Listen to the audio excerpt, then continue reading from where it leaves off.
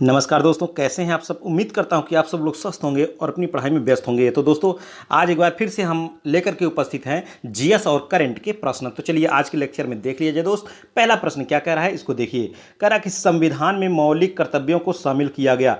संविधान में मौलिक कर्तव्यों को शामिल किया गया।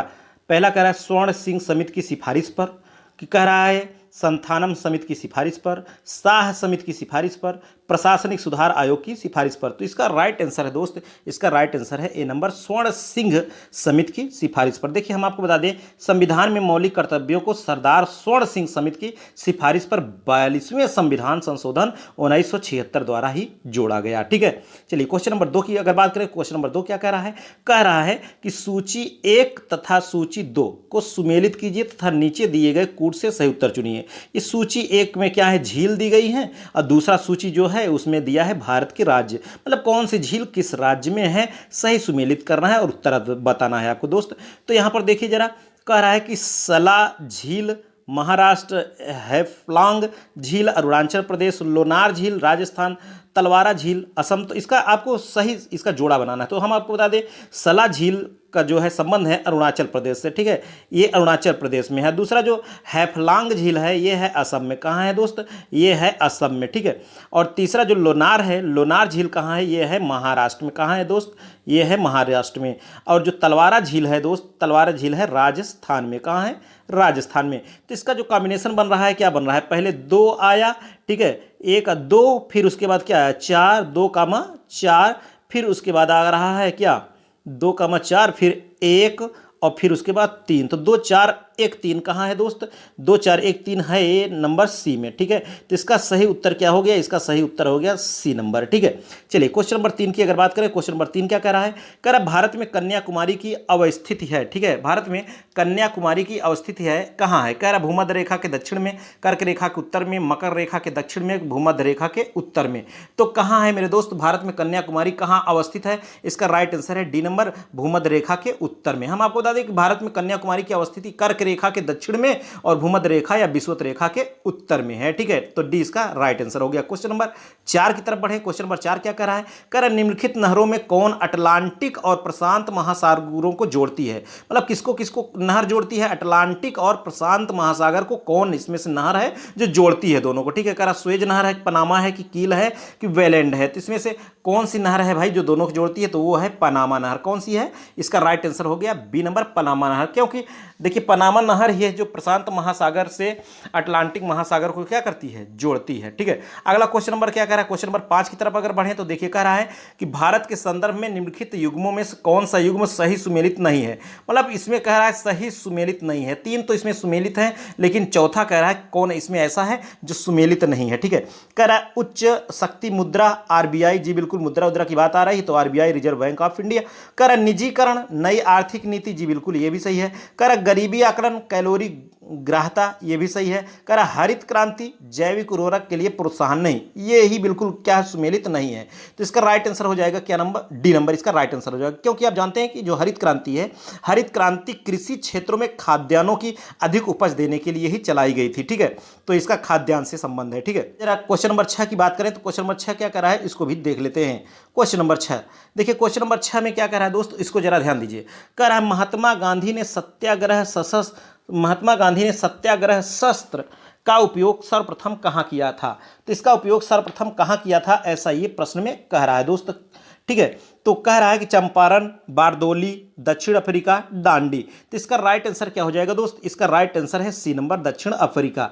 हम आपको बता दें कि महात्मा गांधी ने सत्याग्रह आंदोलन का उपयोग सर्वप्रथम दक्षिण अफ्रीका में शोषण, अन्याय एवं रंगभेद की नीति के विरुद्ध ही किया था। ठीक है, तो इसका राइट आंसर हो जाएगा क्या, सी नंबर इसका राइट आंसर हो जाएगा। क्वेश्चन नंबर 7 क्या है, क्वेश्चन नंबर 7 को देखिए, कह रहा है वायुयान कार्य करता है, वायुयान कार्य करता है, कह रहा है किसके सिद्धांत पर कार्य करता है या किसके नियम पर कार्य करता है। कह रहा है आर्किमिडीज के सिद्धांत पर कार्य करता है, कि पास्कल के नियम पर, स्टोक के नियम पर, कि बर्नौली के सिद्धांत पर। तो किसके सिद्धांत पर कार्य करता है, तो ये कार्य करता है बर्नौली के सिद्धांत पर। किसके, बर्नौली के सिद्धांत पर। ठीक है, क्वेश्चन नंबर 8 की तरफ बढ़े। क्वेश्चन नंबर 8 क्या कह रहा है, कह रहा है कि पदार्थ का लघुत्तम कण जिसमें मुक्त अस्तित्व की क्षमता हो, मुक्त अस्तित्व की क्षमता हो पदार्थ का लघुत्तम कण। ठीक है, वैसे आप जानते हैं कि जो पदार्थ का लघुत्तम कण होता है वो परमाणु को कहा जाता है। किसको कहा जाता है? परमाणु को, एटम को कहा जाता है। यही सबसे छोटा कण होता है। लेकिन अब यहाँ कह रहा है कि मुक्त अस्तित्व की क्षमता हो, लेकिन ये भाई इसमें तो ऐसा नहीं है। तो कह रहा है कि अब इसका राइट आंसर क्या होगा? यहाँ कह रहा है इलेक्ट्रॉन है कि परमाणु है कि न्यूट्रॉन है कि अणु है। तो इसका राइट आंसर हो जाएगा सी नंबर, अणु हो जाएगा। ठीक है, कौन हो जाएगा? अणु। क्योंकि ये जो अणु है, हम आपको बता दें, अणु ये क्या करता है कि स्वतंत्र अवस्था में क्या कर सकता है? ये रह सकता है। स्वतंत्र अवस्था में ये रह सकता है। मुक्त अवस्था है कह दीजिए, या स्वतंत्र अवस्था में यही क्या कर सकता है? रह सकता है। और ये अणु किससे बनता है? दो या दो से अधिक परमाणुओं के सहयोग से ही बनता है। अगर दो या दो से अधिक परमाणु हो गया तो उसी के सहयोग से क्या बनता है? ये बनता है अणु। ठीक है, चलिए क्वेश्चन नंबर 9 की अगर बात करें, क्वेश्चन नंबर 9 क्या कह रहा है? कह रहा है कि राष्ट्रीय विज्ञान दिवस मनाया जाता है। राष्ट्रीय विज्ञान दिवस कब मनाया जाता है? कह रहा है 28 जनवरी को, 28 फरवरी को, 28 मार्च को, 28 अप्रैल को। तो ये मनाया जाता है 28 फरवरी को। कब मनाया जाता है दोस्त? 28 फरवरी को मनाया जाता है। क्योंकि हम आपको बता दें कि जो देश में सबसे पहले विज्ञान दिवस कब से मनाया जाने लगा, तो ये 1986 से प्रत्येक वर्ष 28 फरवरी को ही विज्ञान दिवस, राष्ट्रीय विज्ञान दिवस मनाया जाता है। अर्थात कह दीजिए नेशनल साइंस डे के रूप में मनाया जाता है। और किसके लिए मनाया जाता है? किसकी याद में? प्रोफेसर जो सीवी रमन है, सीवी रमन, रमन इफेक्ट की खोज के लिए, इसने रमन इफेक्ट की खोज के लिए ही सीवी रमन के इन्हीं के उपलक्ष्य में यह मनाया जाता है विज्ञान दिवस। क्योंकि जो सीवी रमन थे, इन्होंने 1928 में कोलकाता में 28 फरवरी के दिन एक उत्कृष्ट वैज्ञानिक खोज की थी, अर्थात जो रमन प्रभाव के रूप में प्रसिद्ध है। किसके प्रभाव में? रमन प्रभाव के रूप में प्रसिद्ध है। और इस कार्य के लिए इनको 1930 में नोबेल पुरस्कार से भी सम्मानित किया गया था।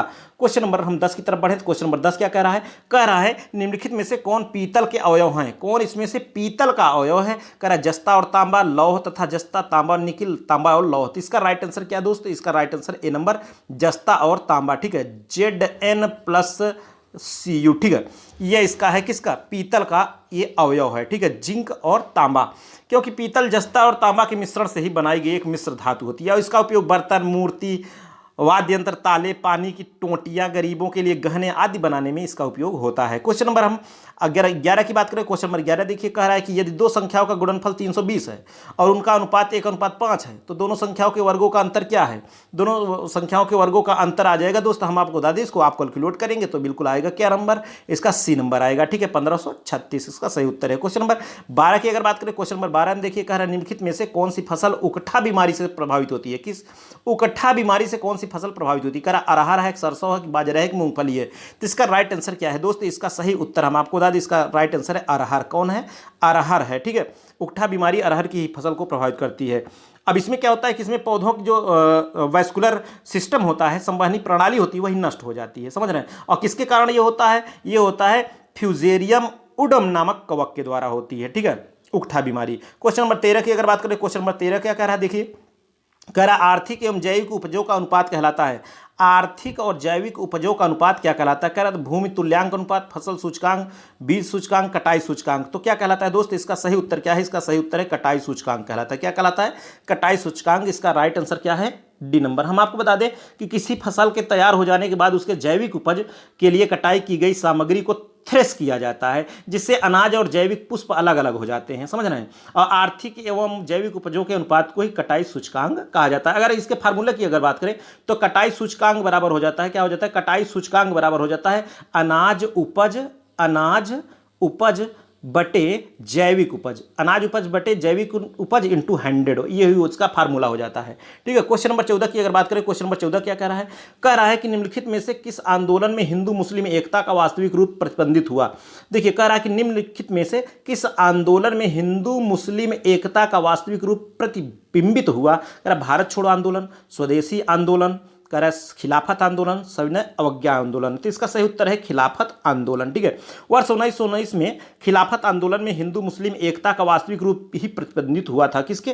खिलाफत आंदोलन संदर्भ में। भारतीय इतिहास में खिलाफत आंदोलन दूर स्थित देश तुर्की के खलीफा को गद्दी से हटाने के विरोध में भारतीय मुसलमानों द्वारा चलाया गया यह आंदोलन था, जिसका नेतृत्व भारत में मोहम्मद अली जौहर व शौकत अली जौहर नामक दोनों भाइयों ने ही किया था। ठीक है, क्वेश्चन नंबर अगर हम 15 की बात करें तो क्वेश्चन नंबर 15 क्या कह रहा है? कह रहा है कि फ्लिंट कांच की एक क्षण जब कार्बन डाइसल्फाइड में डुबोई जाती है तो प्रायः अदृश्य हो जाती है। क्यों अदृश्य हो जाती है ऐसा कह रहा है क्योंकि कह रहा है कि फ्लिंट कांच कार्बन डाइऑक्साइड में घुल जाता है।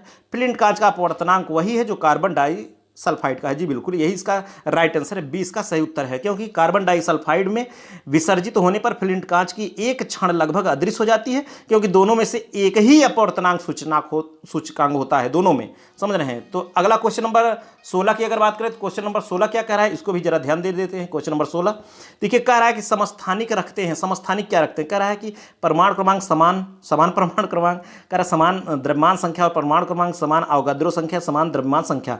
देखिए, समस्थानिक और संभारिक दो चीजें होती हैं, ठीक है, समस्थानिक और संभारिक दो बातें यहां होती हैं। जैसे अगर हम बात कर दें 1H1 1H2 और 1H3, अगर ये लिख दें तो हाइड्रोजन के कितने, 3 समस्थानिक हैं यहाँ, हाइड्रोजन के 3 समस्थानिक, प्रोटियम ड्यूटीरियम ट्राइटियम, ठीक है। अब यहाँ देख रहे हैं कि परमाणु क्रमांक समान है, जो नीचे लिखा जाता है परमाणु क्रमांक, जो ऊपर लिखा जाता है परमाणु भार है। तो यहाँ परमाणु क्रमांक क्या है, समान है, एक ही तत्व है। तो एक ही तत्व के ऐसे परमाणु जिनके परमाणु क्रमांक समान किंतु परमाणु भार भिन्न भिन्न होते हैं, क्या कहलाते हैं, समस्थानिक कहलाते हैं। तो इसमें क्या होता है, परमाणु क्रमांक समान होता है और परमाणु जो भार होता है, परमाणु भार इसका भिन्न भिन्न होता है, ठीक है। तो इसका राइट आंसर क्या हो जाएगा दोस्त, इसका सही उत्तर हो जाएगा परमाणु क्रमांक समान होता है, ठीक है। क्या होता है, समान परमाणु क्रमांक होता है, ए इसका सही उत्तर हो जाएगा, ठीक है।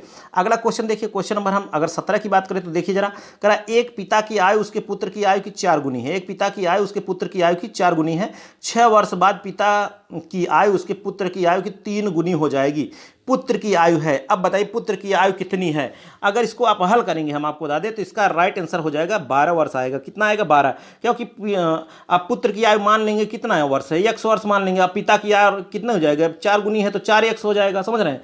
अब इसके एक समीकरण बन जाएगा, क्या बन जाएगा, 4x + 6 = 3 और x + 6, ठीक है। अब इसको हल करेंगे तो कितना आ जाएगा, x बराबर आ जाएगा 12, ठीक है। तो इसका सही उत्तर क्या हो जाएगा, 12 वर्ष, ठीक है।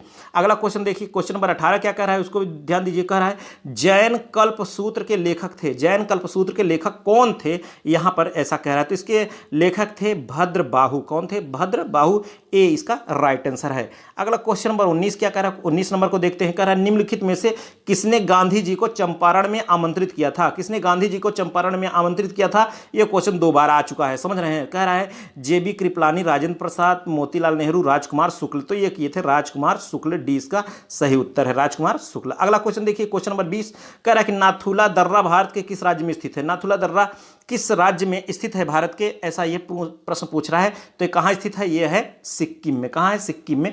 तो नाथुला दर्रा हिमालय क्षेत्र में समुद्र तल से लगभग आपको बता दें कितना 4508 मीटर की ऊंचाई पर स्थित है। क्वेश्चन नंबर 21 की अगर बात करें, क्वेश्चन नंबर 21 क्या कह रहा है, भारतीय संघीय प्रणाली की निम्नलिखित विशेषताओं में से कौन सी सही है, कौन सी सही है, इसमें से अब आपको सेट चुनना है, कौन कौन सेट सही है। कह रहा है शक्तियों का बंटवारा, कह रहा है क्या कह रहा है दोस्त, यहां कह रहा है शक्तियों का बंटवारा कह रहा है, तो बिल्कुल ये शक्तियों का बंटवारा तो सही है। कह रहा है शक्तियों का पृथक्करण नहीं, कह रहा है कि स्वतंत्र न्यायपालिका, जी बिल्कुल। प्रधानमंत्री का नेतृत्व, कह रहा है लिखित संविधान, जी बिल्कुल। तो इसका सही उत्तर क्या हो जाएगा दोस्त, इसका राइट आंसर हो जाएगा डी नंबर 1, 3 और 5, 1, 3 और 5 इसका डी इसका सही उत्तर है, ठीक है। अगर हम आपको बता दें कि जो इसकी विशेषताएं संघात्मक शासक की, तो 2 सरकारें, शक्तियों का विभाजन, संविधान की सर्वोच्चता, लिखित संविधान, स्वतंत्र न्यायपालिका, इतनी है इसमें, ठीक है।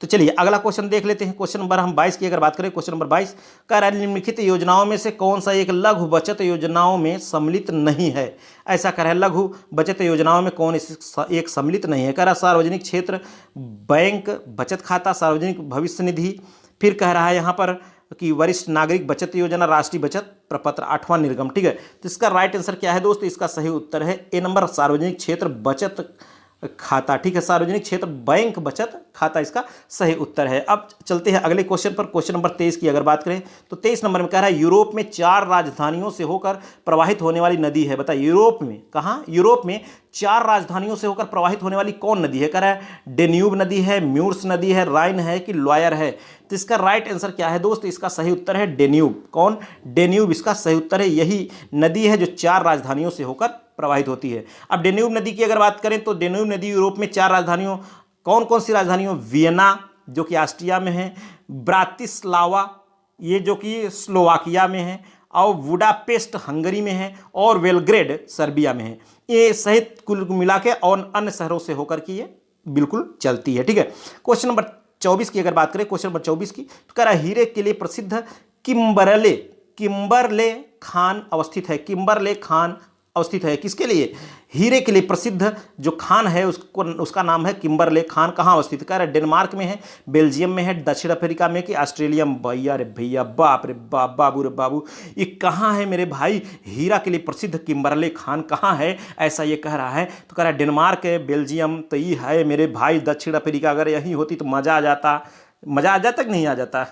समझ रहे हैं? ये दुनिया की सबसे बड़ी हीरे की खान है। कौन?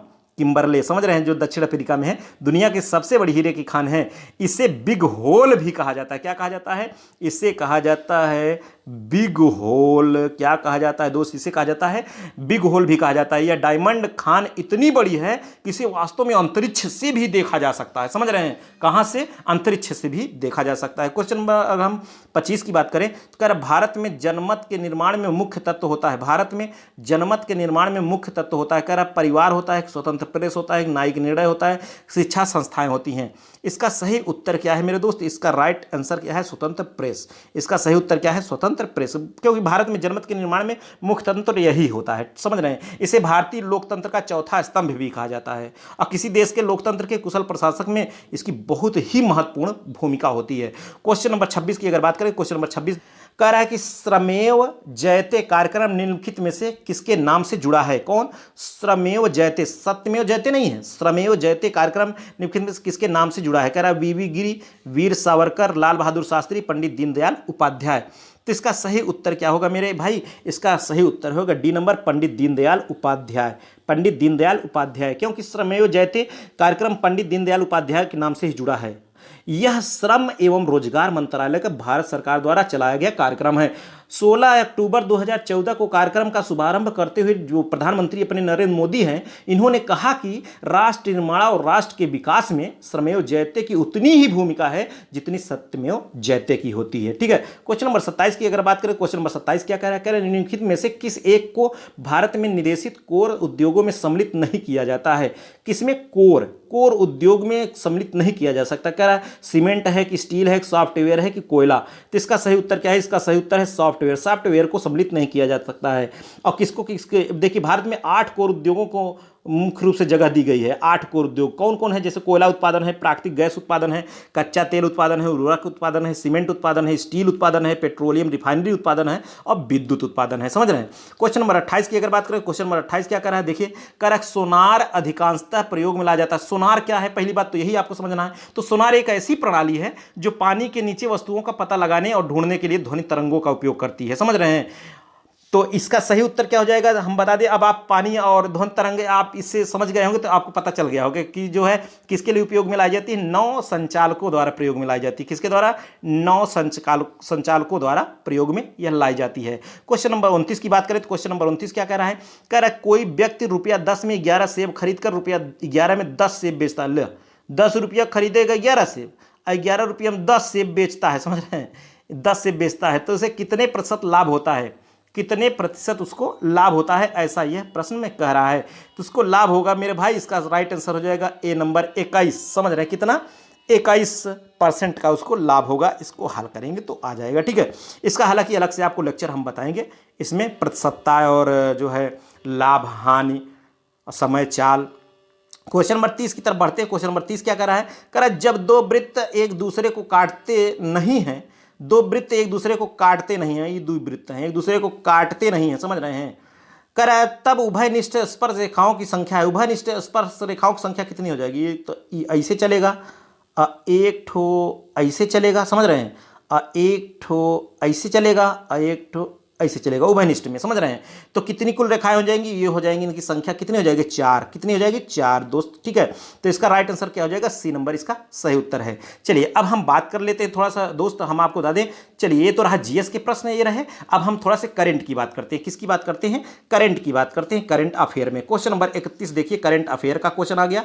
तो ये क्या कह रहा है? कह रहा है 15 जुलाई 2021 को प्रधानमंत्री नरेंद्र मोदी ने वाराणसी में इंटरनेशनल को operation and convention centre Rudraksh का उद्घाटन किया? इसका निर्माण किस देश की सहायता से किया गया? किस देश की सहायता से इसका निर्माण किया गया? तो ये किस देश की सहायता से? जापान। इसका सी इसका राइट आंसर है, क्योंकि 15 जुलाई 2021 को प्रधानमंत्री मोदी ने वाराणसी में international cooperation and convention centre Rudraksh का उद्घाटन किया था। इसका निर्माण जापान की सहायता से ही किया गया। किसके? जापान के सहायता से। ठीक है, क्वेश्चन नंबर 32 क्या कह रहा है उसकी तरफ बढ़ लेते हैं। क्वेश्चन नंबर 32 की तरफ देखिए, 32 में क्या कह रहा है दोस्त? कह रहा है कि हाल ही में मेकांग गंगा सहयोग की 11वीं, ठीक है, मेकांग गंगा सहयोग की 11वीं मंत्री स्तरीय बैठक 2021 वर्चुअली कब आयोजित हुई? तो कब आयोजित हुई यहां पर ऐसा पूछ रहा है दोस्त। तो कब आयोजित हुई थी? इसका राइट आंसर है ए नंबर 21 जुलाई 2021। ए नंबर 21 जुलाई 2021 को आयोजित हुई थी। क्वेश्चन नंबर हम 33 की अगर बात करें, क्वेश्चन नंबर 33 क्या कह रहा है?